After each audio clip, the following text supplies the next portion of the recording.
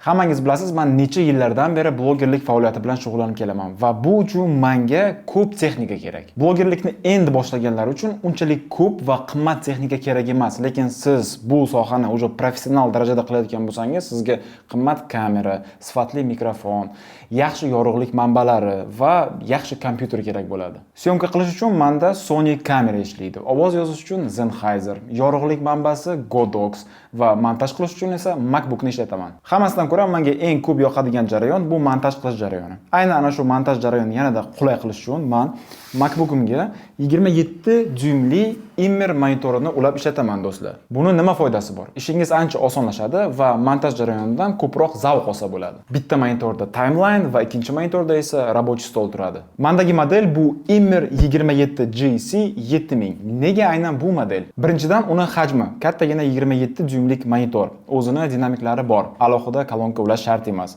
O'ngga, chapga, hattoki 180 gradusga ham burib qo'ysa bo'ladi. Bu montaj uchun esa ayni muddao. Uni ustiga tushib chiqadigan oyog'i ham bor. O'zimga qulay qilib sozlashim mumkin. Yangilanish tezligi 200 Hz. Bu degani siz xohlagan o'yinlaringizni zavq bilan o'ynashingiz mumkin. Razresheniyasi Full HD. Kerakli barcha DisplayPort, HDMI va USB portlari ham mavjud. Metalldan qilingan V shakldagi oyog'i stol ustida mustahkam turishni ta'minlaydi. Narxi $135. Xarid qilish uchun havolani videoning opisiyaniyasida qoldirdim do'stlar.